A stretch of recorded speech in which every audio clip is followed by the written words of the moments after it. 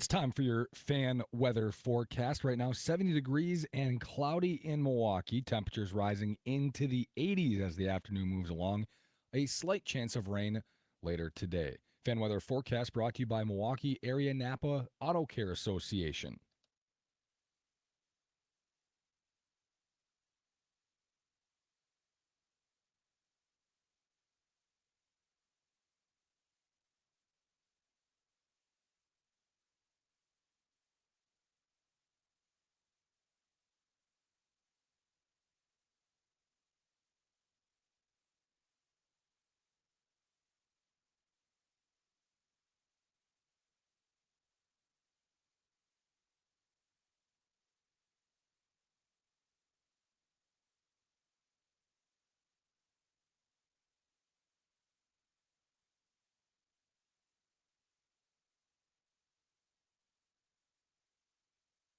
Good morning. This is your wake up call. It's time to wake up, Wisconsin. Wake me up! All right, rise and shine, Sleeping Beauty. Come on, hop, hop, hop. This is the Wisconsin Sports Wake Up Call on the Wisconsin Sports Radio Network. Wake up, Daddy Shum. Here's your host, Josh Albrecht. Cheerio, right center. Hit well. It is up there, goal. Jackson Cheerio, another leadoff home run. Fly ball left field. Hit pretty well. And she got it. Jake Bowers goes deep. It's 21st. And the Brewers snatch the lead right back. Hamilton rips one in the gap right center. Sanchez scores easily. David Hamilton with an RBI double. The 1-2. Bowers. Base hit. Here comes Terrain. Here comes the throw. Terrain. It's safe. It's safe. And the Brewers win. Jake Bowers with a walk-off single. And the Brewers beat the Twins 4-3. A stressful win for the Milwaukee Brewers yesterday. Tim Allen and I on the Potawatomi Sportsbook postgame show last night were not feeling good about it. Jake Bowers comes through, though, in the 10th inning. Pat Murphy calls it the best team win in a long time. And the Brewers win the series. Welcome into the Wisconsin Sports Wake-Up Call. No Josh Albrecht today. I'm riding solo for the 6 o'clock hour this morning, and all week long, Tim Allen will join me in the 7 o'clock hour, as he does every Monday. We'll have our normal lineup for the most part here this week, joining us in the 7 o'clock hour here on the show. And as always, at 8 o'clock, the Steve Zabin Show. I'll be filling in for Josh there as well. Loaded morning of information. Always is a loaded morning of information on a Monday, right? Monday shows are kind of easy to do. There's always something somewhere, right? I mean, there's always something that we can go to, a little extra something. Let's do it. Hey, what happened? Hey, what happened? Well, the Brewers won. That's what happened. 4-3 in 10 innings. Jake Bowers with the walk-off hit in the 10th inning. I am shocked that they sent Bryce Terang from second base on that single. It was not hard hit, but it was also not deep into the outfield. And Terang didn't have a great jump because he had to make sure initially that it got down. Usually the rule is if you're not rounding third by the time the outfielder picks up the ball, do not go. That's usually the general rule of third base coaching. If the outfielder has the ball, do not send the guy if he's not to third base yet. Well, that was a little close. It was a little close. Jake Bowers after the game says, yeah, initially I thought he was out by a mile. I thought he was going to be out by a mile. I was completely shocked they sent him, but it wasn't a great throw in terms of velocity from left field. It was pretty online, but Bryce Terang had the perfect slide, got his hand just on the outside part of home plate, and was able to score, and the Brewers win. Jacob Mizorowski was I don't know if he was shaky. He just wasn't Jacob Mizorowski yesterday afternoon. Not the Jacob Mizorowski that we have grown to expect. That's fine. You're not going to get Jacob Mizorowski every single outing, just like you weren't going to get Pedro Martinez or Randy Johnson or all of the greats. You weren't going to get them every single game throughout a season. You're not going to get them 30 to 33, 4, 5 times a season to be on their greatest game every time. Miz went 6 innings, 4 hits, 1 walk. He did give up 3 runs, a solo shot to Brooks Lee, and a 2-run homer to Cody Clemens. He did have 9 strikeouts in the 6 innings, 94 pitches. 7 of those strikeouts came in the first 3 innings, the first time through the order. And Miz, good outing, not fantastic. Should be able to win, though, if he gives up just 3 runs, and the Brewers ended up doing that. He's now up to 204 strikeouts this season, fastest to do it in team history by starts. 22 games for Mizorowski this year. The next closest is Corbin Burns at 25. So Miz now up to 204. Only Spencer Strider of the Atlanta Braves is was fastest to reach 200 Ks if you look by innings pitched, which was about, I can't remember the exact number, and I couldn't find it, about 7 or 8 innings more or less than Mizorowski to get to 200 Ks. Miz with a historic season, as we know. Bowers did also hit a solo homer. Jackson Chourio led off the game with a homer. It's his 4th homer in 6 games. Remember when we were talking about Jackson Chourio? Like, wow, he has not been very good lately, and he needs a break out of a slump. Well, he hadn't homered since July 4th. He homers on August 4th. It was exactly a month in between homers. Now he has 4 homers in his last 6 games. The last 3 of his homers have been in the first inning, including yesterday's leadoff homer. So he has kind of been the spark plug to the offense for the Brewers. Now they head out on a West Coast road trip. 7 games, 3 with the Padres beginning tonight, 4 with the Dodgers over the weekend.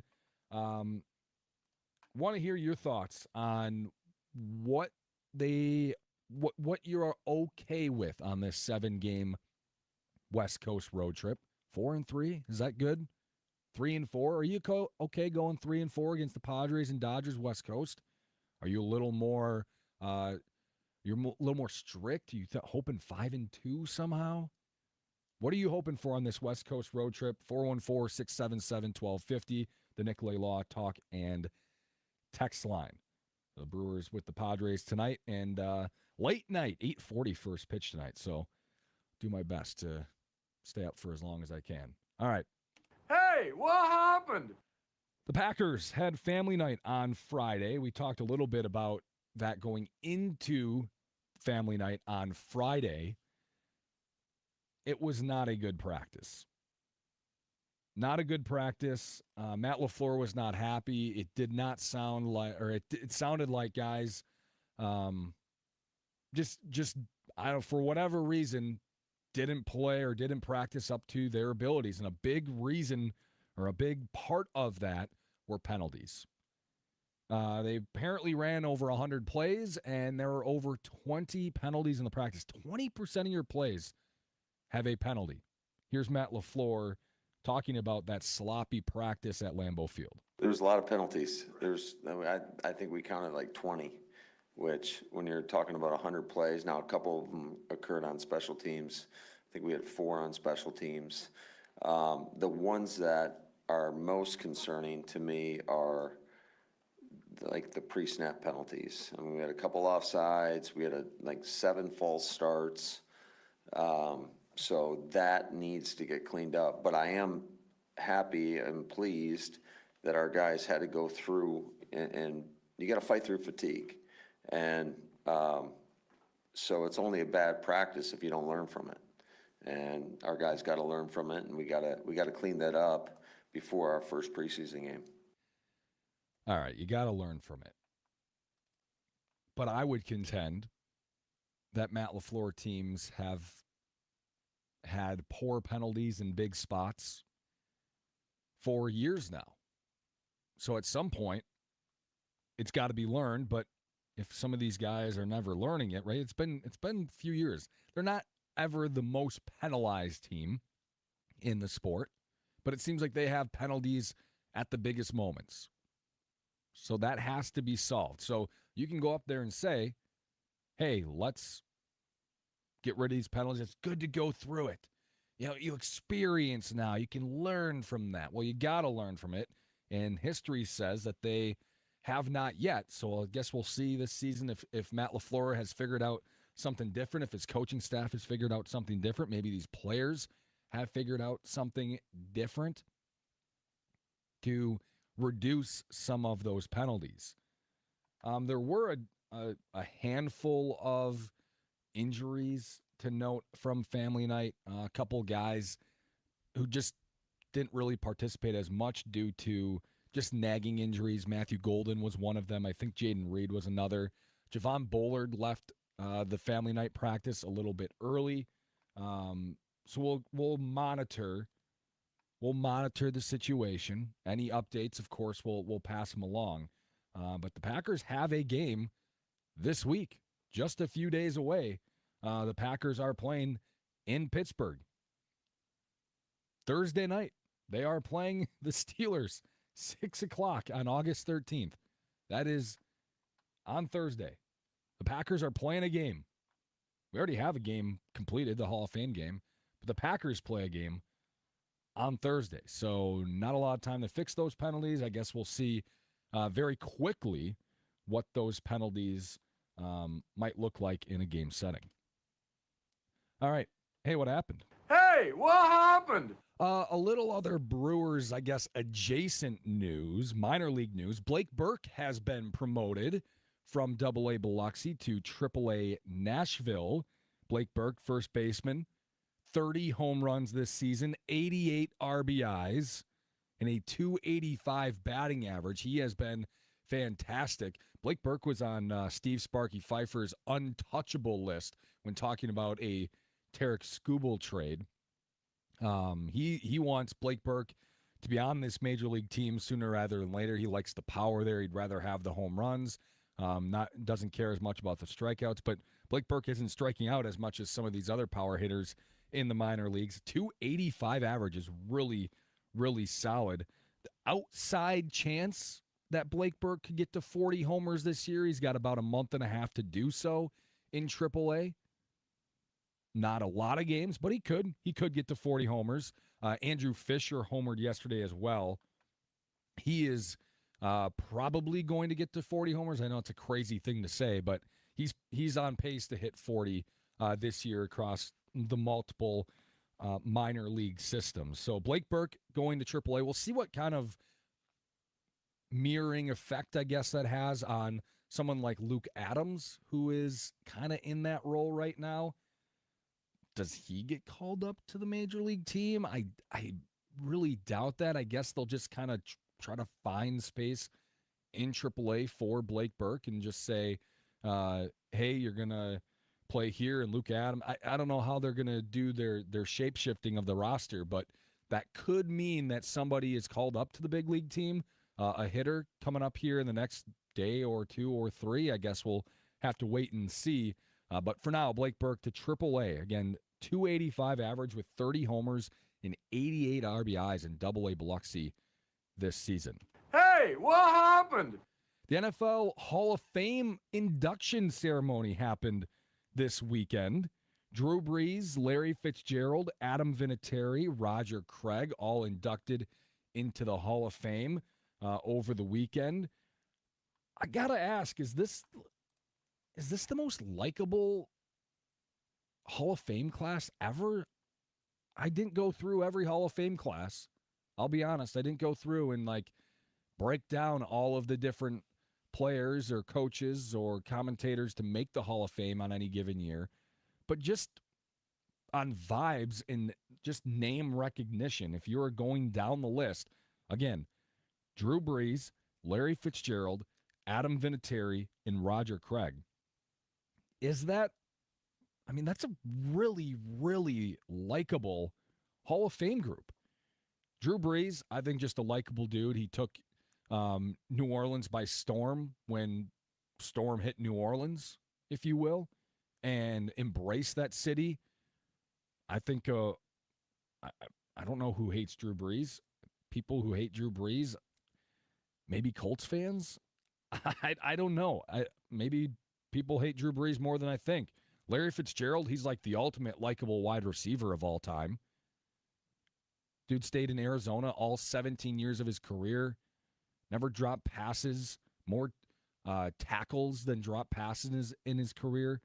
Overall likable dude. Adam Vinatieri played for the Patriots. I'm sure people don't like him because of that, but he's a funny dude, which we'll hear in just a moment. Funny dude and a great kicker, maybe the best kicker of all time, most clutch kicker of all time. And Roger Craig, he is like the original Marshall Faulk, the original Christian McCaffrey. 1,000-yard receiver, 1,000-yard rusher. He was the first to ever do it. Mentioned Adam Vinatieri and his funny nature. Didn't really know this about the guy, but apparently he's hilarious. In his Hall of Fame speech, said this about Pat McAfee, who was the punter when he was in Indianapolis, and also the holder for Vinatieri. Hey, Pat McAfee's here in the crowd today. Great to see you, brother. The only person who enjoyed holding my balls more than my wife.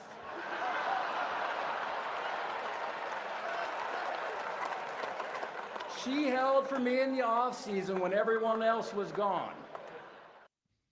Pretty good. Pretty good. His wife was loving it. She was laughing.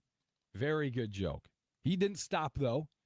Bill Belichick wasn't off limits, his coach in New England for quite a time. Unfortunately, Bill couldn't make it here today.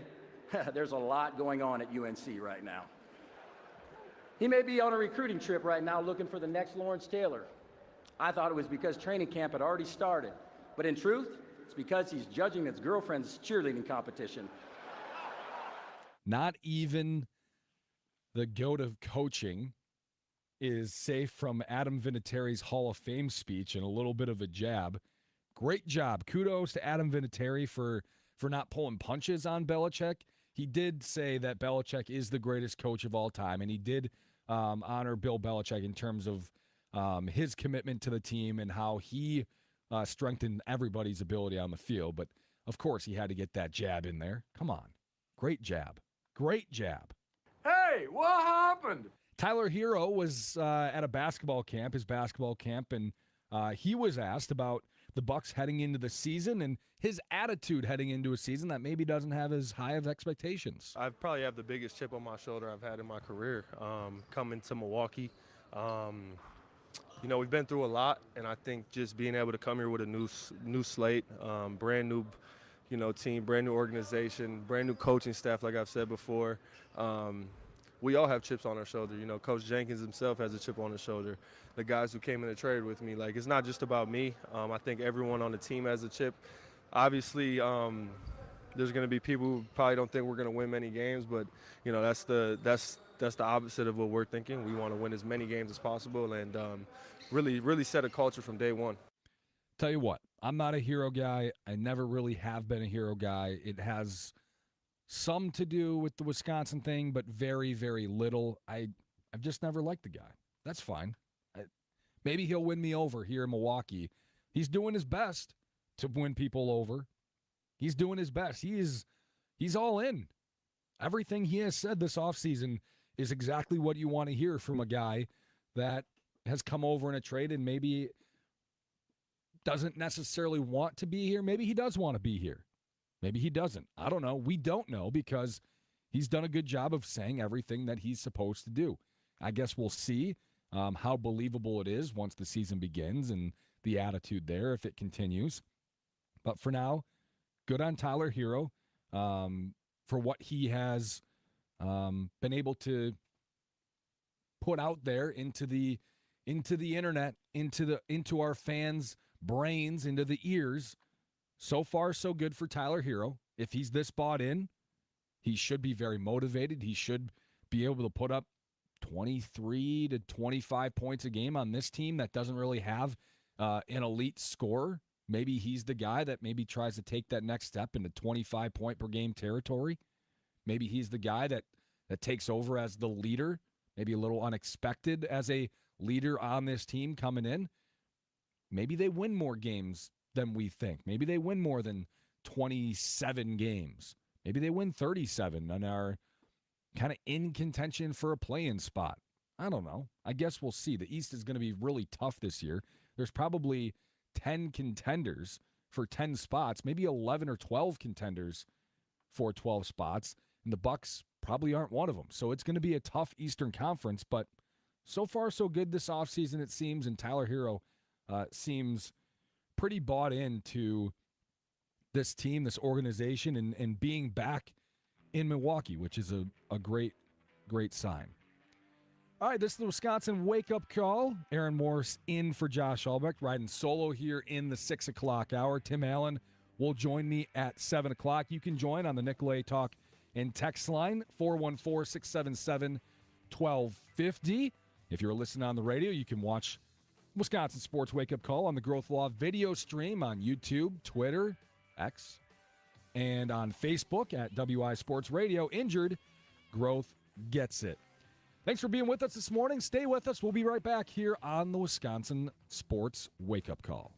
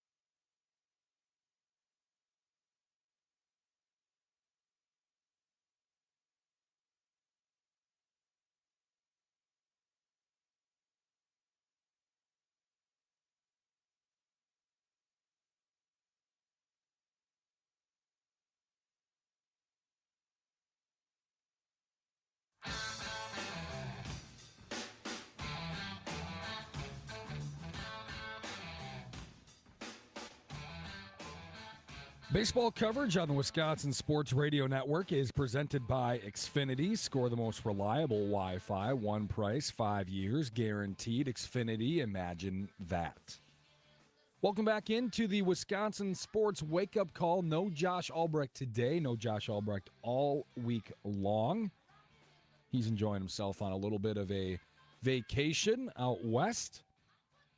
Brewers headed out west here this week. Padres and Dodgers. What are your expectations? Are you thinking 2-5, 3-4, 4-3, 5-2?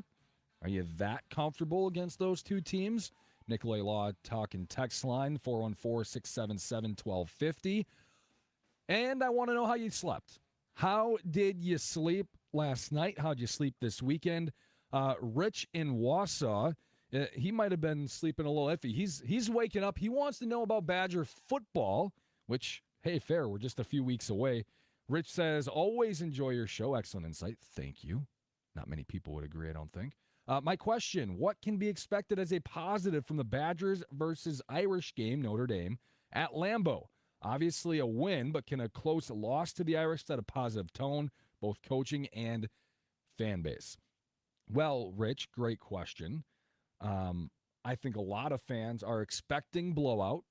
I think so if they had a close loss, a competitive loss, I think some or most people would be okay with that. I'm sure people would rather, of course, have the win or want the win.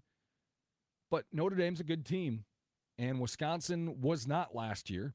They were average at best, probably below average. And it's just not going to turn around like that. So you're going to have to be a little patient, especially when you take on a top 10 caliber team like Notre Dame. But I am a Luke Fickell guy. I have been a Luke Fickell guy, and I'm not going to just stop because some things have gone poorly. Like 3 injured quarterbacks in 3 years. Yeah, pretty hard to win if your starting quarterback isn't playing the games. Going to your backups, going to your third strings because those guys aren't prepared to play and never should be out there. They were waiting to be developed. It was never expected for them to have to go out there and play and be successful. So when you have 3 starting quarterbacks get hurt 3 seasons in a row before you really even get into conference play, yeah, that's an issue. That's something that's going to be hard to overcome. Another thing, Luke Fickell guy, because he's been to a playoff, you want that experience. Okay, it hasn't been great on the field, but I contend that Chris McIntosh is a huge reason why the Badgers haven't been as good on the field. They have not put enough resources into this team. This team was not good when Fickell took over.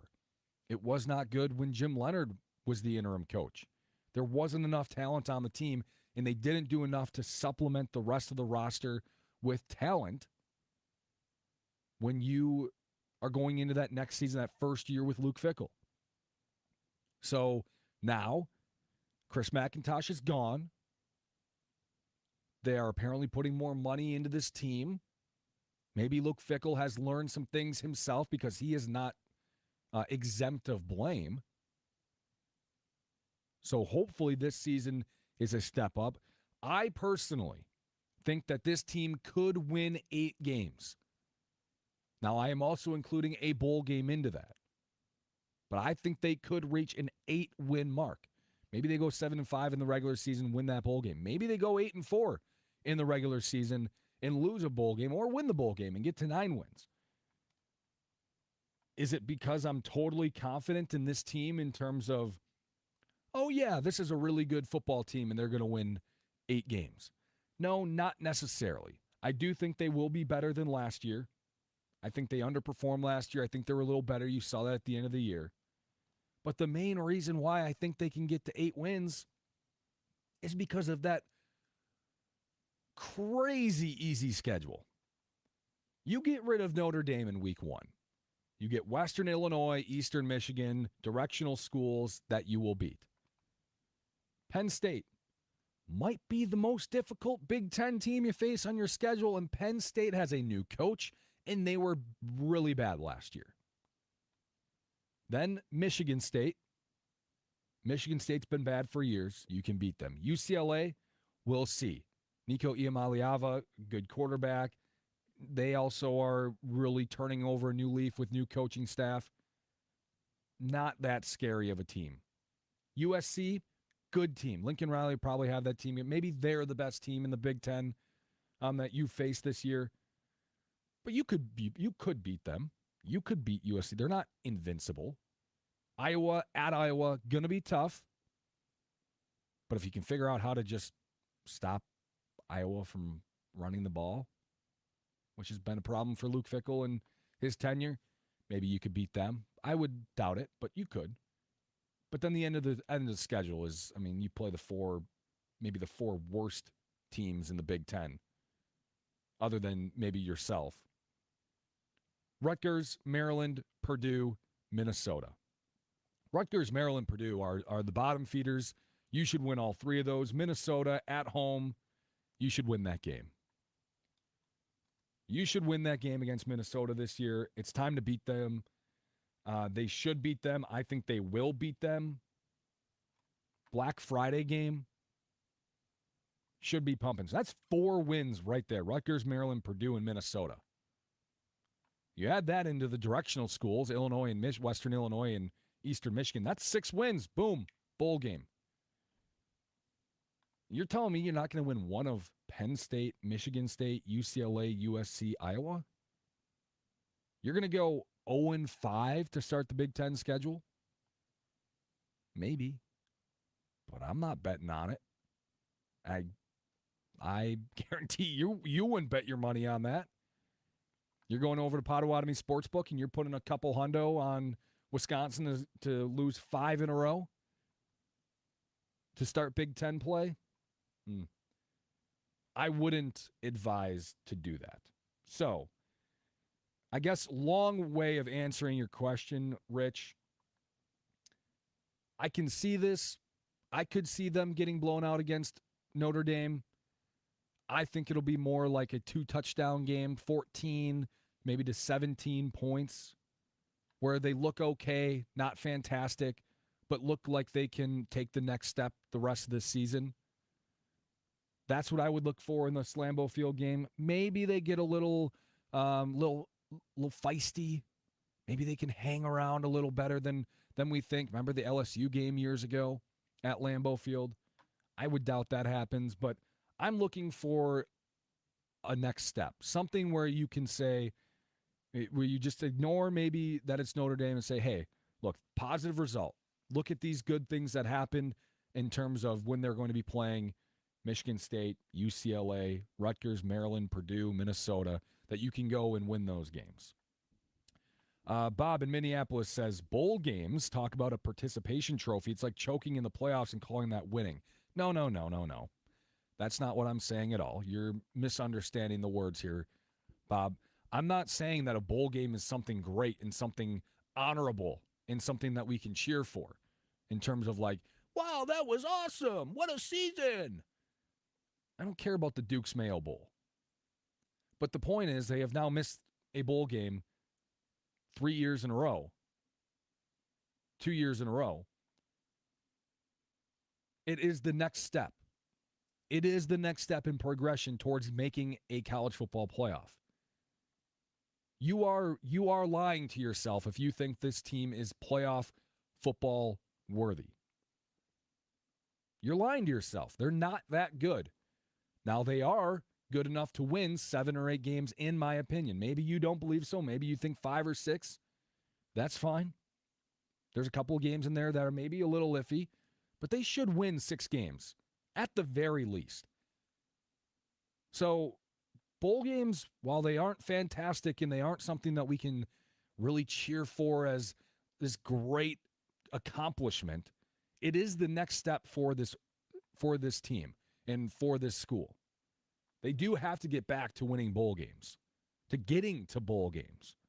So this year, with the schedule a little lighter, trying to rebuild the roster, trying to rebuild or just build up in general your NIL and getting that to a spot that is equal to other schools across the country, back where Wisconsin does belong. That is the next step. I'm not saying that this is amazing to be talking about, hey, let's get a bowl game this year. It's not. But it's the next step. You're not just going to skip the bowl game and become a college football playoff team. You're not all of a sudden just going to be competing with Alabama and Georgia and Ohio State and Michigan and Oregon. You're not just all of a sudden going to be like, oh, hey, yeah, welcome to the party. It's not going to happen. So we have to. It's like Bob texting about the Brewers now. It's like the Brewers when they were in the basement for years and years.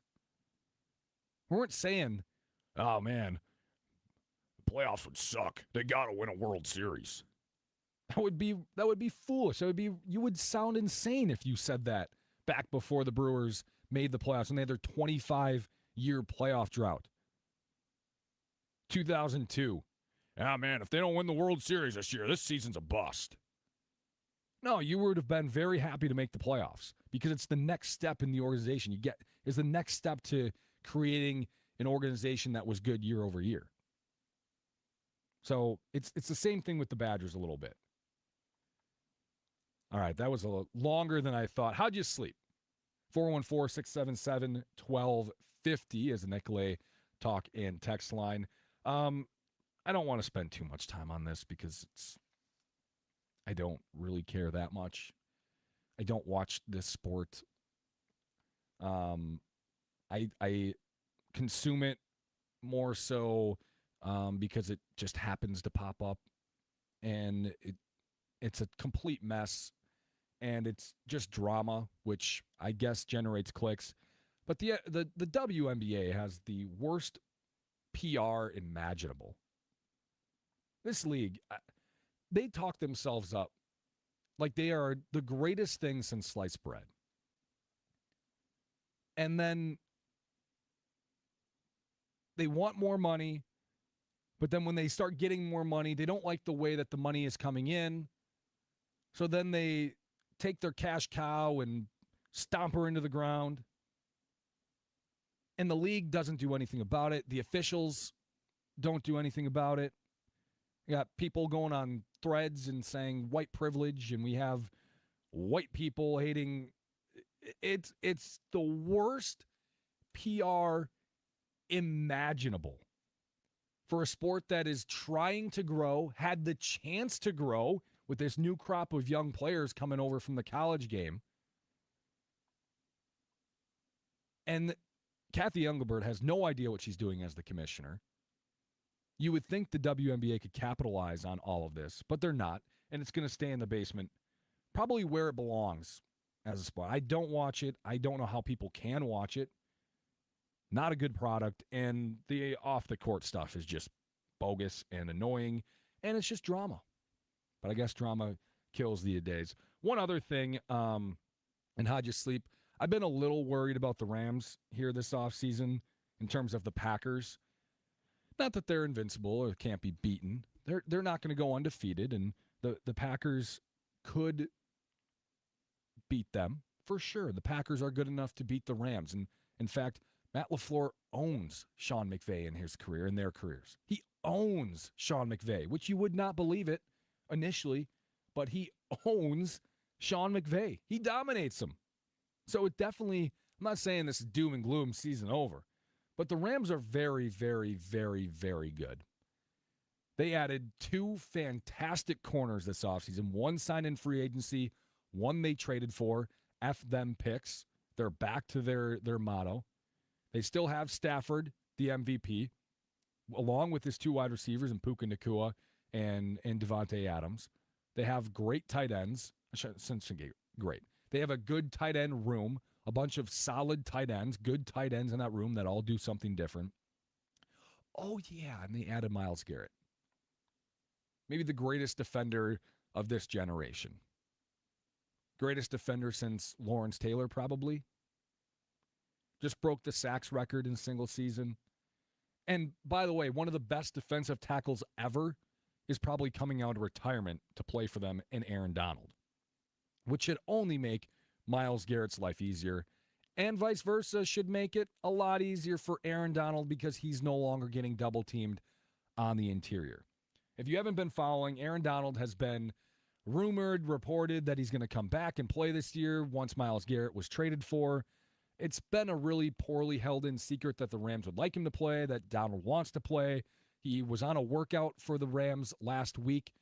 It was in the transaction wire, had to be because he used the Rams equipment to work out, and because of that, they have to report it. Sean McVay was talking with Darren Haynes and Cameron Lynch on CBS LA. And they asked him to put a vote. They took a piece of paper, vote anonymously, put it in a box. We won't look at it. Here is that little mini conversation. Oh, here's a piece of paper and a pen. Yeah. And it's a poll. This is the voting box. Okay. Will we see Aaron Donald on the football field? We're not going to look. It's anonymous. Put it in the box. We're going to turn our back. Question. You can put yes or no in there. This might be the answer to the test. It's taking a long time to write this down. Yeah, he's taking. Yes or no in there, coach, and just put it in the box. No, don't show the people. Don't show the people. Too late. Well, we didn't see it though. I think you can guess. In the box. Put it in the box. I think you can guess with a smile. I mean, he basically just said, oh, yeah, Aaron Donald is coming back and he will play for us. Don't know if it's going to be week 1, might be week 5, might be week 11. Who knows? But Aaron Donald is coming back. He is going to make that team much more formidable. They added 2 top-tier cornerbacks, 1 an all-pro, the best defender in football, and the best defensive tackle in quite some time in the last couple decades in Aaron Donald. Now, Aaron Donald might not be what he once was because he's had a couple years off, but Aaron Donald is a freak athlete. He's always been in freakish shape, and I have no doubt that he is going to be in great shape come this season, and it's going to be tough to beat the Rams. They're not going to be unbeatable, though.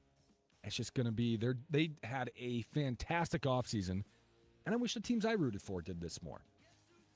All right, we got to get to the most electrifying sound of the day. If you watched the Brewers game yesterday, you probably have a very good idea of what that electrifying sound will be. It's the Wisconsin Sports Wake-Up Call. Aaron Morrison for Josh Albrecht riding solo this 6 o'clock hour. Tim Allen will join me at the top of the hour. Electrifying sound coming up next. We're live from Wisconsin Sports Radio Network studios, powered by the Potawatomi Sportsbook.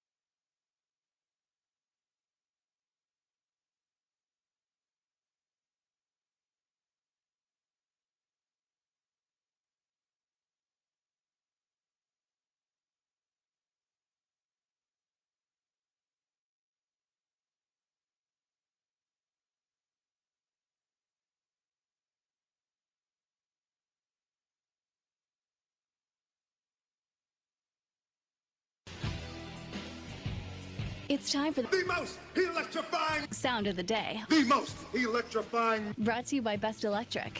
Learn more at bestelect.com. Don't stress. Connect with the best. The 1-2. Bowers. Base hit. Here comes Terang. Here comes the throw. Terang. It's safe. It's safe. And the Brewers win. Jake Bowers with a walk-off single. And the Brewers beat the Twins 4-3. That is the most electrifying sound of the day, brought to you by our friends at Best Electric. Remember, no job is too big or too small for Best Electric. Don't stress. Connect with the best. Call them today or visit bestelect.com. Not a great feeling for most of that game yesterday. Mizrahi giving up a couple of homers.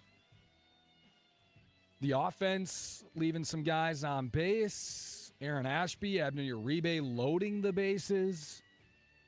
DL Hall probably would have been needed to collect multiple innings of work in extra innings yesterday if they don't win in the 10th. It was a little dicey. It wasn't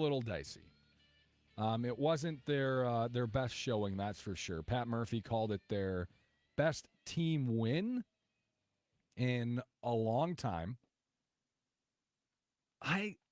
I don't know. Is it their best team win because they didn't play very well and they still ended up winning? What about it was the best team win? I think what he was saying is that everybody contributed to that win, which, yeah, everyone did contribute. Pretty much everybody but Joey Ortiz contributed to the win. So, yeah, I mean, it was a good team win. Was it, though, because they played poorly, or was it because it was actually a good team win? Here quickly is Pat Murphy after the game, what he had to say. I mean, this was, in my mind, the best team win in a long, long time. It wasn't the best played. It wasn't perfect. The Twins are really, really good ball club. They have great pitching. Their offense is very aggressive, very capable, and that's why they're in position they're in. The guy managing the team knows what he's doing. He's really thoughtful. And anyway, I mean, I look down. Everyone here contributed. Everyone contributed to the Brewers' 4-3 win in 10 innings. Tim Allen will join me coming up here in just a couple of minutes. In the 7 o'clock hour, you're listening to Wisconsin Sports Wake-Up Call from the Wisconsin Sports Radio Network studios, powered by the Potawatomi Sportsbook.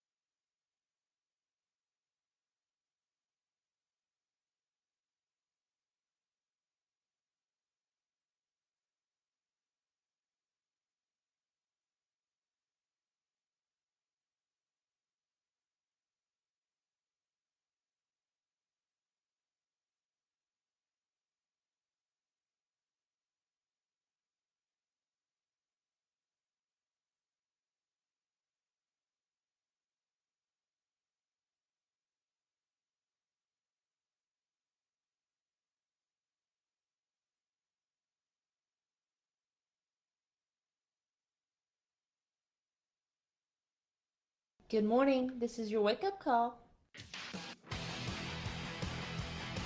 It's time to wake up the franchise, Tim Allen. All right, rise and shine, Sleeping Beauty. Come on, hop, hop, hop. This is the Wisconsin Sports Wake Up Call on the Wisconsin Sports Radio Network. Here's your host, Josh Albrecht. Churiel, right center. Hit well. It is up and gone. Jackson Churiel, another leadoff home run. Fly ball left field. Did pretty well. And she got it. Jake Bowers goes deep. His 21st. And the Brewers snatch the lead right back. Hamilton rips one in the gap right center. Sanchez scores easily. David Hamilton with an RBI double. The 1-2. Bowers. Base hit. Here comes Terang. Here comes the throw. Terang. He's safe. He's safe. And the Brewers win. Jake Bowers with a walk-off single. And the Brewers beat the Twins 4-3. Well, that was quite the win yesterday for the Milwaukee Brewers. A little unexpected. I was not feeling good about that game. Potawatomi Sportsbook postgame show last night, Tim Allen and I were on, and we were talking in between segments like, yeah, we were not feeling good. The vibes were off last night, but according to Pat Murphy, it was the best team win in a long time. And joining me right now on the Wisconsin Sports Wake Up Call is the franchise, Tim Allen. Tim, thanks for being here. Am I misrepresenting you saying that the vibes were off? I mean, there was just some pending doom throughout the game. You had runners in scoring position, less than 2 out, and you couldn't get it done. And then, the relievers are putting a lot of traffic on base along with the defense. That didn't help. And you're looking at injuries, and there was a lot of things that just sort of just pointed to, ooh, this one's probably going to get away. And then, you heard the electrifying crowd there. I mean, that is just amazing. Huge crowds all weekend long at American Family Field. But yeah, you're right. It didn't feel right, but that they found a way. They just found a way to win, and you heard Bowers walk off there. You had homers from Bowers and Shuri. By the way, Aaron, you're a little open there. You're and Josh is open, so it's time to wake me up. Yeah. No, yeah. I'm enough for you're hours. Oh yeah. You're ruining the magic. You're ruining the spirit. Well, I mean, check with me at noon, and you'll find me. Oh no, everything's on ignore. Curtains are closed. Fans are on high. Dogs are just go away. Phones are off. Everything's ignore. So I'll get my sleep later. You mentioned the crowds. I just looked up all the total. 42,731 yesterday. Jeez. 42,118 on Saturday, and on Friday 40,625. That's crazy. That is so cool. Brewer fever, catch it. It's pretty catchy. It's spreading. 44 games left, and 5.5 game lead in the Central. It's very difficult, even myself, to not advance through this stuff and say, well, who are they going to match up in the playoffs? And there's going to be home field advantage? Are they going to get the 1 seed? Are they getting the 2 seed? It's very difficult for me not to go there, and I fully understand those conversations. But that takes away from what we just heard, what we just witnessed over the weekend a little bit. I'm trying to stay in the moment and ride this thing out. If they make the playoffs, that's the postseason 8 of the last 9 years. Now, it depends on how old you are, Aaron, whether or not you fully can understand the gravity of that. 8 of 9 years making the postseason. Those of you a little bit younger, you guys know that this is just the way it is. The Brewers go to the playoffs. And it's exciting, and you want to be there, and You get national publicity and, all of those things that go along with a playoff matchup. But those of you that are a little bit older, 8 of 9 years is a lottery ticket because of this organization's history. And when you think of 26 years without winning a championship, without going to the playoffs, not even winning a division, not going to the playoffs for 26 years. And then fast forward, and when they make the playoffs this year, it's 8 of 9 years and 4 consecutive division titles. It's just crazy good. That's just crazy good. Understand, I don't blame you guys that we're not fully enjoying every minute of this thing because, there's an error here, or someone allows a homer, or Brandon Sproat can't get out of his own way, and we get frustrated a little bit, but that, in a weird way, is all part of this journey that we're on for another postseason run. It is just that part of it, that gravity of it, super cool where I'm sitting.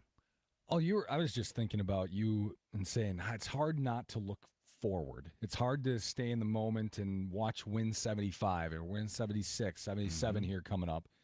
But I'm thinking like that's just where we're at with this organization though, right? We're at a spot now. We're still not really used to thinking that way. Like the Dodgers think, like the Yankees think, where playoffs. How are we going to match up? The Brewers for so long weren't this team that I think people are still a little bit getting used to the idea of being a contender in the way contenders think. Contenders think differently. A team that makes the playoffs every year thinks differently about the regular season than everybody else. And we're at that point almost really with the Brewers of like, regular season, who cares about the regular season? A great situation. We're making the postseason. Yeah. It's a great situation to be in. I was envious for many, many years of listening to sports talk shows around the country, and you hear these guys talking about playoff rotation, and for years I always wondered what that was like to have those conversations. Jealous or envious, whatever you want to call it. And now the Brewers are in that situation where you can legitimately, this is not rewind the clock back to, I'll bring Stevie into this, Sparky into this, years ago where, you're really battling to have relevant baseball in August and September and not just turn the page to full force Packers football. Now, I get it. Packer football is Packer football, and I understand that. But, now they have to share the stage a little bit. They've been having to share that stage a little bit, and that's a good thing. It's a great thing when you think about that. But, Sparky and I years ago would say, well, they're only 7.5 back here on August, whatever it is. And then if they could take 2 out of 3 against this team, then they have the first place team coming in. And if you can sweep them, you'll be 4.5 back. That's the situation for many, many years. It was sort of this roll of the dice. You got to have a sweep here against that first place team. Or by August 22nd, bye-bye now. Well, here come the Packers, and it's preseason, and it's your fantasy football drafts. Yeah, well, I remember when I interned and then worked in the Brewers scoreboard department for a few years, and we would always, on September Sundays, have to go around the stadium and change half the TVs in the concourse to the Packer game. There you go, see? Because that's just people wanted, when they're walking around, they want to see what's going on in the Brewer game, but they also want to see what's going on in the Packer game on these Sundays. So we would always change about half the TVs. We'd just walk around with remotes, and we would just click, the channel to turn to the Packer game on all 4 levels. Yep. We would switch them around. I don't know if they still do it or if maybe because the Packers are just so big. But I would be sure that it's probably not as urgent of a need to do that anymore. Yeah, no, it's a great thing. I mean, you had the Bucks run 5 years ago, which Think about that Bucks run, and what would happen. Now compare that, say the state of Wisconsin going crazy over Giannis and the Bucks and these guys, and legitimate, and they have an absolute chance and should win the title and things like that. And then closer to home in Milwaukee, where the Deer District was just getting rolling, and that really helped that area. But I look back at that run 5 years ago, those scorching hot days in 2021 of that season. Just just thousands and thousands of people down for the Milwaukee Bucks.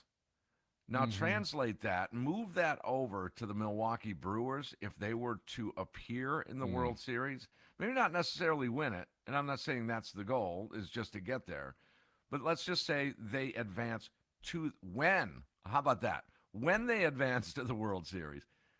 Could you imagine this state? Oh. Whereas the Bucks, yes, they were cherished in that run. Yes. We loved them in Eau Claire or Fond du Lac or La Crosse or wherever you might have been at that time. But it's a little different dynamic when you talk about the Brewers. I'm not knocking the Bucks. Don't get me wrong. I'm not knocking the NBA or the Bucks. We love them. But it's a little different. That's a little different scenario when you talk about the Milwaukee Brewers. Think about those crowds down at the Deer District. Think about the crowds around American Family Field.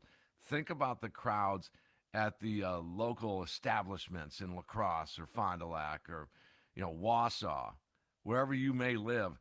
You will be walking into an establishment, and the Brewers would be that same hype and excitement that we went through with the Bucks.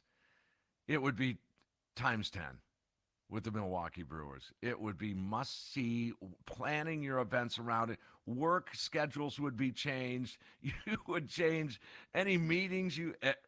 I can't wait for that. The state is going to be upside down when that happens. Yeah, I agree with you. The Bucks are more of a regional team. I think people around the state like the Bucks, but from someone who was in La Crosse doing a show for 5 years, it's just not the same. It was hard to talk Bucks because people don't care as much in La Crosse or up north or where it's more of a southeastern thing. The Bucks, while everyone else in the state likes them and loves them to some extent, it's not like here in Milwaukee. So the big crowds that the Bucks did get, it's because people wanted to be a part of it and wanted to. But imagine if the Brewers got there, the entire state, everyone in the state, from Ashland to down here in Milwaukee, and all the way to Pleasant Prairie, exactly, at the state line. Yep. Everybody in this state would want to be a part of that. They I don't know if the Brewers make a World Series, I don't know how they're going to accommodate all the people who want to be in Milwaukee at that time. Oh man, just wow. You talk about a parade on Wisconsin Avenue. That might be one of the biggest events in pick a year. How many years? Yeah. I mean, think about that. Bigger than any lakeside fireworks crowd or a Summerfest show or a Lambeau Field show or a Lambeau Field draft, or that might be bigger than that event. Yeah, it could be. It very well could be, and it probably will be. It probably will be. Yeah, yeah. I don't know where they're going to put them. We'll find space for you. Think about it. I mean, they're going to run out of parking spaces at the field because people are just going to show up and tailgate and then not go into the game because they can't get a ticket, but they're just going to sit there and tailgate. Yeah, it will be something special. And, again, this is nothing new coming from me, but I firmly believe that there is a unique relationship between the fan base in the state of Wisconsin and that baseball team. Look at the crowds over the weekend. That's not made up. Yeah, 42,700. That is about 2,000 more people in the stadium hold. On a Sunday in early to mid-August. Yeah. I mean, yeah, Miz is pitching. I get it. But the talent of the team, the personality and the brand of baseball that they play, and the organizational philosophy when it comes to marketing and promotions. I mean, those three things, that's why there's 40,000 plus. That's why this team in a mid-market or a small, let's just call it what it is, a small market. Yeah, tiny market. Yeah. That's why they average 30,000 a night for 81 dates a year. 30,000 for 80 dates a year. That's crazy numbers. How does Miami not compete with that with the market size they're in? How do these other markets not Brewers are come close to that? Yeah, they border on the top 10 in attendance every year. That's right. They're right there around 10th. Yeah. Yep. Yeah. All right, on the Nicolay Law fan talking text line, 715 says he's going to put you to the test, Tim. Uh-oh. Wants to know about G1 Bay, who was playing AAA ball in Syracuse and was on the taxi squad. He wants to know about that taxi squad protocol, what the taxi squad is. The taxi squad was invented from COVID, and it allowed a few players to travel with the team, uni up, prepare for the game, and just you wouldn't be on the active roster. So I believe for whatever reason, they just kept it. And that's that. I mean, it's as simple as that. That was a COVID protocol. Yeah. Thing. Is there a certain, I don't know, I don't think there's like a rule of a taxi squad, right? There's not like hey, you can have 4 people on your, right? Like, well, it is teams limited. just kind of have their own, right? No, I think it's limited. I think it's limited, and you would want to max that out. Yeah. However, that does take away those guys from playing in the minors too. Yep. Yeah, because so they you got to can't be play. Yeah. you got to be methodic about that. But yeah, the taxi squad. COVID. Think about it the way you want to think about it. But that's where that came from. And a reason why I think they kept it is because think about the Brewers yesterday. They didn't know that Cooper Pratt was going to go on the injured list until 12:37. That's when it was reported. 12:37. So, you calling up? Is someone in Nashville going to get to Milwaukee at 1:10 to be ready to go for the game? Right. No, it's not going to happen. So you need someone to be available on a shorter notice. And it just happened. G1 Bay, they signed him to a contract earlier in the day, and boom, he's on a major league team now. And I would think potentially here another move or two coming. I mean, Lyon Richardson, they brought him up. He has not pitched yet, but once he does, in case he's got to chew on innings or eat a game, maybe it's a runaway victory for the other guys or the Brewers, where you have to eat up some innings or just wear it. We don't care if you give up 10 runs or 2 runs. You're going to have to wear this one. Maybe there's another move there. Maybe the Joey Ortiz thing, living in the moment here. The Brewers got to play again tonight. They play just to catch people up on the schedule this week. You can set your schedules. Brewers play every day, today through Sunday. 3 against the San Diego Padres, 4 against the Dodgers before they hit an off day. But you may see roster moves because of Joey Ortiz. Is that going to, is the imaging going to come back where they got to shut him down? Where's that left side of the infield roster move going to come from? We touched on it yesterday on the Potawatomi Sportsbook postgame show, and who knows? Maybe they might splash value one of these other younger prospects. Yeah, I mean, they're calling up Blake Burke to AAA, so maybe a position player gets called. I don't know. Maybe Luke Adams or something. Wilkin. Sparky put him out there yesterday. Yeah, I mean, I guess that would mean the end of G1 Bay, I guess, who had 2 great bunts yesterday. Yeah, but Wilkin not doing well at AAA. Yeah. Adams is, but does he play a bunch of third base? You had Andrew Vaughn playing third base. It just goes to show this team, and they're Murphy said it was a team win yesterday, and sure was when you unpack it all. But it just goes to show what kind of competitors these guys are. Andrew Vaughn, I mean, he's going to start at third base, and the first batter of the game he gets a play. Yep. Ends up 3 fly balls and a couple of ground balls. The ball just finds you. But that's what the Brewers do. I have a sneaking, this is just a gut feeling. I have a sneaking suspicion that a splashier call-up is on the horizon. It's got a feeling. I have Tim nothing Allen to go on. guarantee? No. Nowhere near. Nothing to go on. Just a total gut feeling. Why not that spike of energy out west? Why not? Yeah. You're Let's in do it. need of it. Let's do it. Let's do it.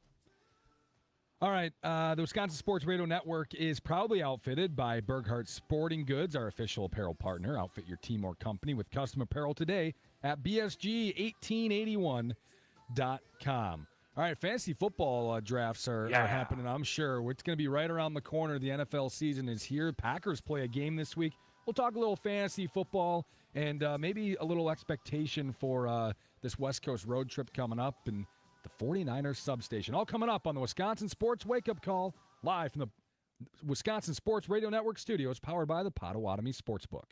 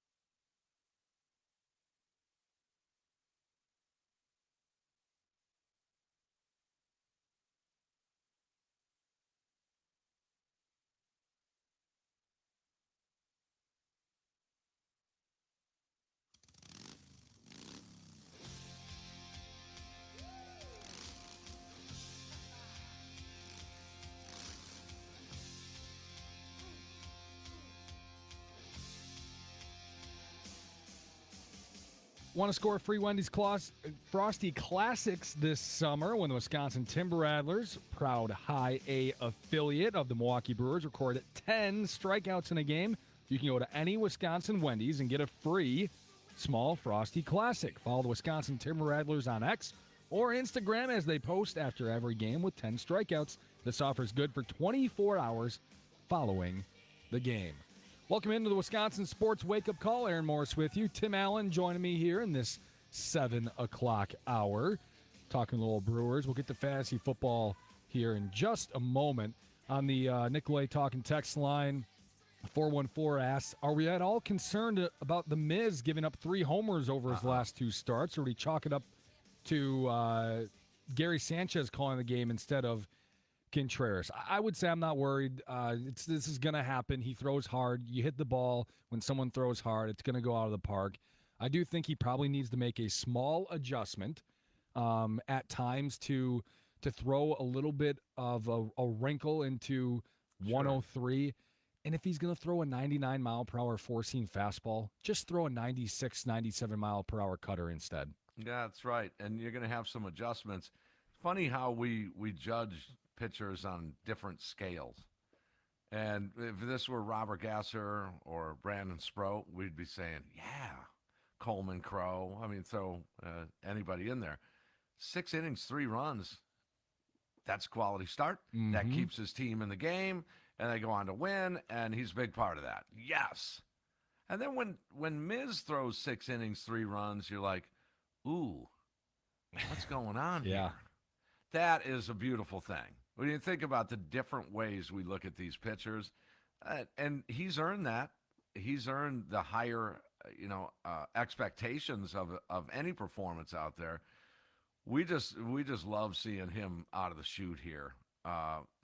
His first innings are just amazing, guys. Ugh. It's something to behold. It's really cool. And I would also like to add, I've seen this a lot, just in general, talking about the catchers, about how Contreras is so much better than Sanchez. I wouldn't say it's so much better. Contreras is definitely better behind the plate. You can just look at the ERAs when they're back there. I think Contreras is 3.38 and Sanchez is like 3.76 or something. So there is a difference there, but it's not some gigantic hole that Sanchez is just, forcing pitchers to give up extra runs because he's not calling as good of a game. Yeah, they're okay. They're in the ball. You just like Contreras because of the field general type of guy. Mm-hmm. Yeah. Yep. He just feels to have more control, but control of the game. But it's not that big of a difference to say like that's the reason why Mizorowski's given up 2 homers yesterday. Not at all. All right, Tim, I know you're a big fantasy football guy, and we are right around the corner from fantasy football and drafts really getting going. Ooh. I know a lot are underway already or completed, but a lot are going to have to happen here in the next 3 or 4 weeks before the season begins. Tomorrow or this week, Packer football is on Thursday, preseason. That means we're right around the corner. We are, and let me just start this year the way I start every year. If you happen to be a commissioner or players, you guys know the routine. What is wrong with this idea? Fantasy football drafts are coming. Your cousins running your league or your high school buddies, and you do this every year. What is wrong with the rule that says with Venmo these days, you're not drafting until you pay? Okay? I am tired of it. That we're grown adults and responsible adults. And every year that I bring it up, in my leagues, they say, oh, Timmy, we're all friends here. Everyone's going to pay. One league, the Super Bowl winner still hasn't been paid. What? We decided in that league that we're going to pay out first, second, and third. Fourth one, go pound sand. Mm-hmm. You don't get anything. I agree. First, second, and third, that's it. Yep. None of them have been paid yet. Oh, my gosh. So what does that tell me? That tells me, I just sound like a whiny baby right now. But, hey, money's money. I'm just saying, this is the principle of the matter. When I brought it up, when I forked over $100 bill at the draft out on the deck of my brother-in-law's house, and there was probably 4 or 5 of us in the league. And I held it up in my fingers just like this. Said, "Are you sure everyone's paying?" "Oh, yeah, don't worry about it. It's of course." Well, here you go. There's $100. I like to pay up and just be done with it. I knew these drafts are coming. I prepare for them, etc. Now, shouldn't I get my $100 back? Yeah, probably. If the no guys one haven't got been paid, yeah, or you just don't pay this year. or am I the jackass that's got to, get all ruffled up about $100? Oh, it's only $100. Well, wait a second. Of the 5 or 6 of the 12 people in the league, 5 or 6 paid. Let's just say, for example, 5 or 6 paid. The commissioner just made $500 or $600 and didn't pay anybody. Yeah, So- no, it's listen, I'm the commissioner of 3 leagues. Okay. It's a lot, but otherwise, I feel like these leagues wouldn't be done, and I want to play these leagues with the guys I'm in the leagues with. So I do it. I am awful at collecting money. It's just I am why awful at it. you pay to play. Look, Yeah. it's for fun. I get it. We're doing it for fun, but are we doing it for fun? I think part of the reason why I'm awful at it in terms of timeliness, like I'll collect in December, but I have never had someone not pay when I've requested. So that's probably why I'm like, well, I know they'll pay. I know they'll do it. And we're good to go. But I need to do better about getting these league fees when we draft. I don't know. I don't believe that this is, crotchety older dude talk. I don't believe that. I just think this is common sense. If we're going to play the game, it's for fun. It's for competition. You like to puff up your muscles, that you know more about football than anyone else. And you and I, Aaron, by the way, we're behind the 8 ball right from the start. And here's why. Oh, you sports talk show guys, what happened to your team? You're 2-6. So we're behind the 8 ball. But that's really not the point here. The point is for fun, for competition. And yes, at some point, who doesn't want a shot in the arm for winning the Super Bowl of $400 or $500 or $600? Of course we do. Don't minimize the money part of this.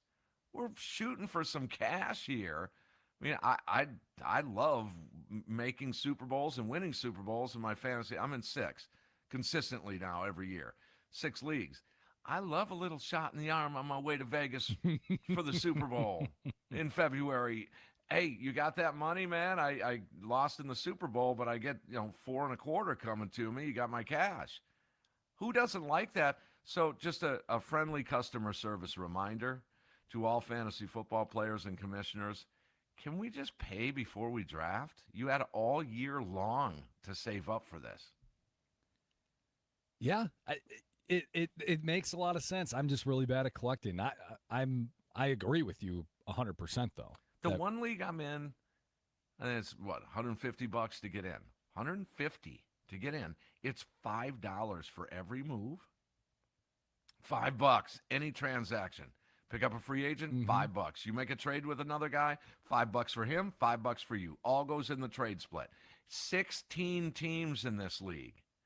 Think of the purse here. 16 times $1.50 plus $5 a trade. Just the trade split alone, which you need to make the playoffs. 8 teams make the playoffs in that 16-team league. Just to make the playoffs, you get a trade split. 1/8 of that trade split.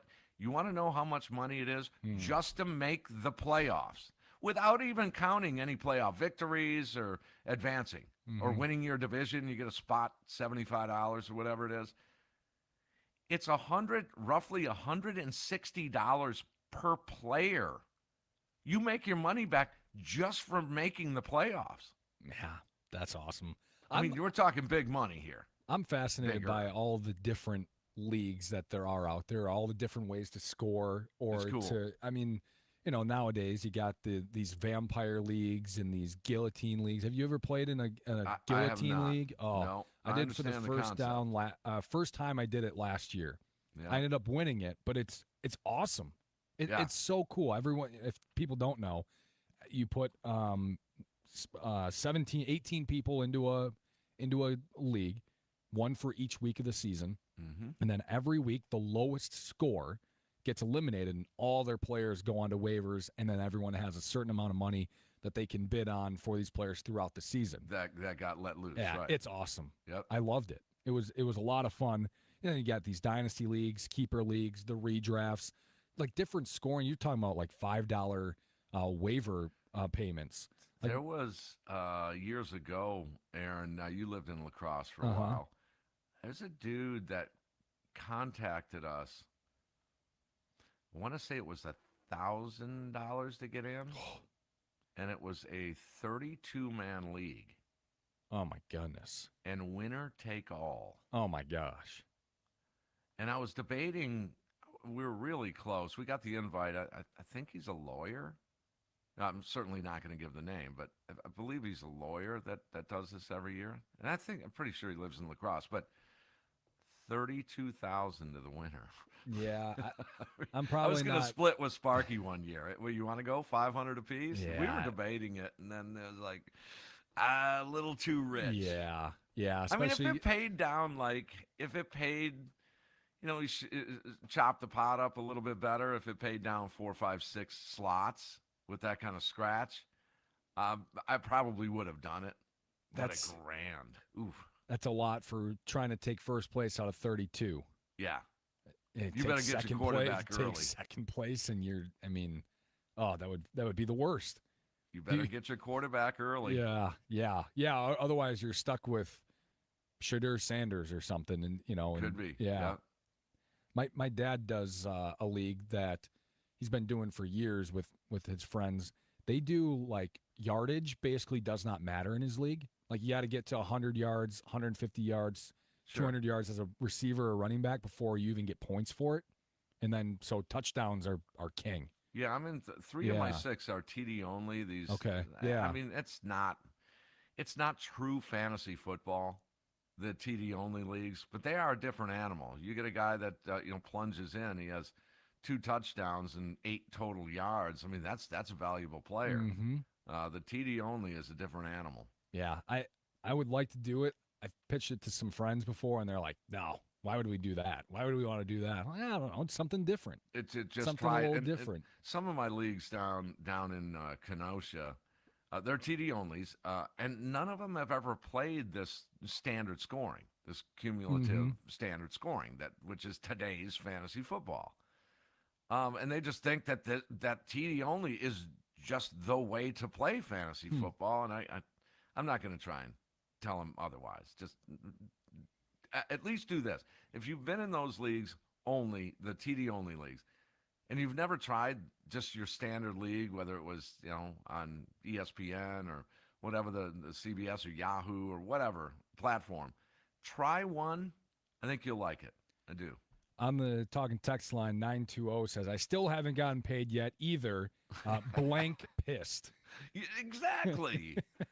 I mean, I want my $100 back.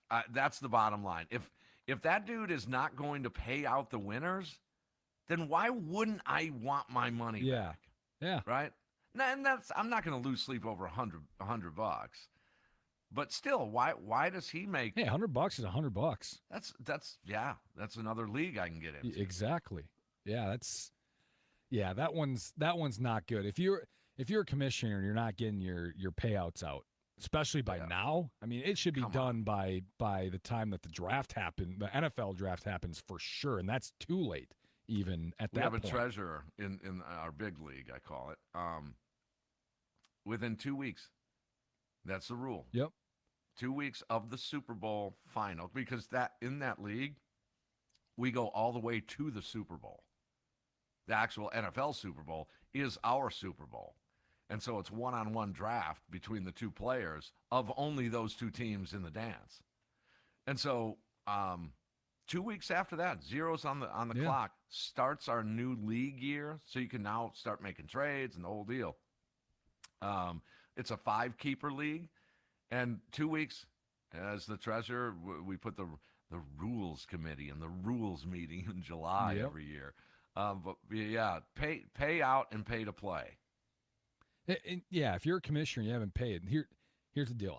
I've done it before where I've paid out of my own pocket because I'm my fault. I haven't acquired the league dues yet. You're a good right? man. Yes. Then it's up to me to go get the league dues from the other people. That's I mean, if that's where you're at, that's what you got to do.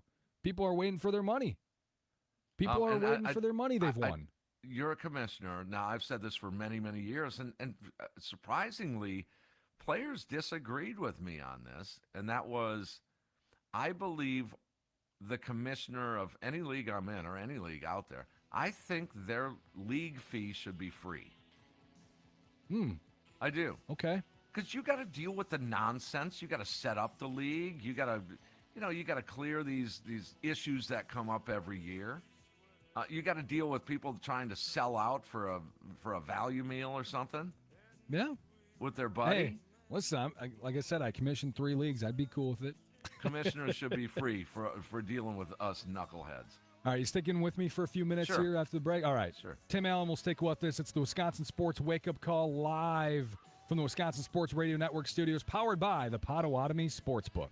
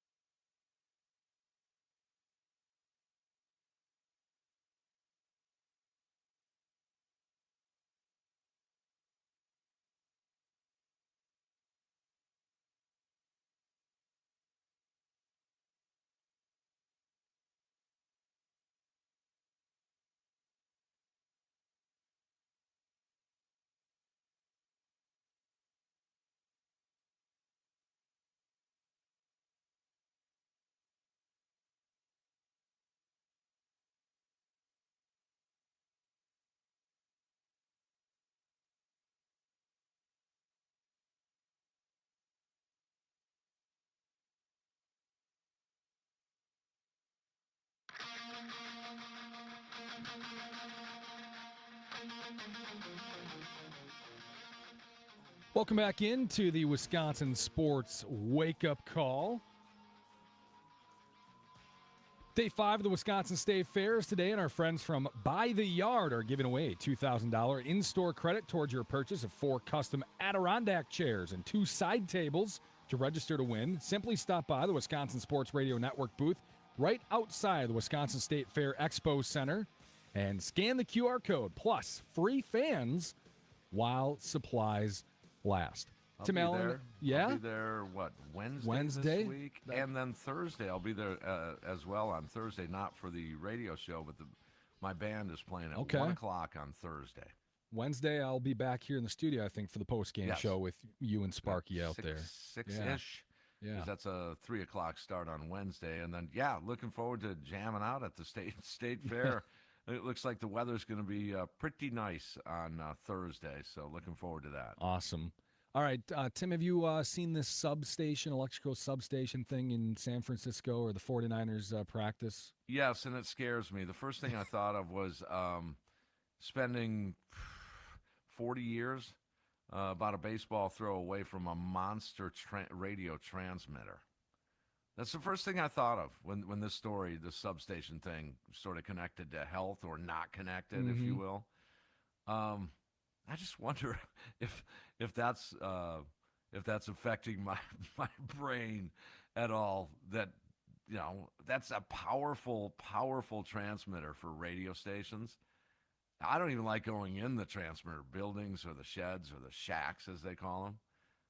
So I could see. Who knows? I don't know if it's causing anything or not. Is there any? I don't even know. Can we prove it? Is there a way to even prove that? I mean, I don't know. It seems like a little bit of confirmation bias. Like, oh, these guys are all getting hurt. Here's this electrical substation, and I haven't really read much into it. Like, I don't know too much about it, but briefly, it seems like there's some people who legitimately think that this could be real, which would be crazy. Well, we want conspiracies, I think, as a whole. We want to see nefarious activity, and we want the boogeyman to blame on everything. Look at the Brewers this year. Have you heard of so many cramps? Ugh. Least hydrated team in baseball. I just never heard. I've been, following the Brewers for my whole life. I've never heard this many cramp issues. So who knows what? Follow the science, they say, and then you follow the science. Well, there's nothing there, but then there's something there, and then you don't know. And which doctor you talk to, and then which scientist do you go for, and then which I don't know. And my head spins. I'm a little probably too dumb to have this conversation. Like, I don't really totally understand all that, so I don't think I can have a good enough opinion. But well, from what I it's understand, interesting. It's far more powerful than a radio transmitter. Yeah. So if I'm concerned about that, which to my knowledge, I don't have any ill effects of working around transmitters for half my life. But I mean, who knows? Maybe that's a more powerful situation there, and maybe there is. I wouldn't rule it out. That's for sure. If you're the 49ers, do you have to move where you practice, where you do your training camp? I would need more concrete evidence of ill effects of that substation being that close. All right, that'll do it for us. Tim, thanks for joining on the show today. We will hear you on the post game tonight at midnight. Yes, late night tonight, Brewers in San Diego, a big 7-game road trip, and take it one at a time. All right, this has been the Wisconsin Sports Wake Up Call. Thanks for joining us this morning. Stick around because the Steve Zabin Show is coming up next. We're live from the Wisconsin Sports Radio Network studios, powered by the Potawatomi Sportsbook.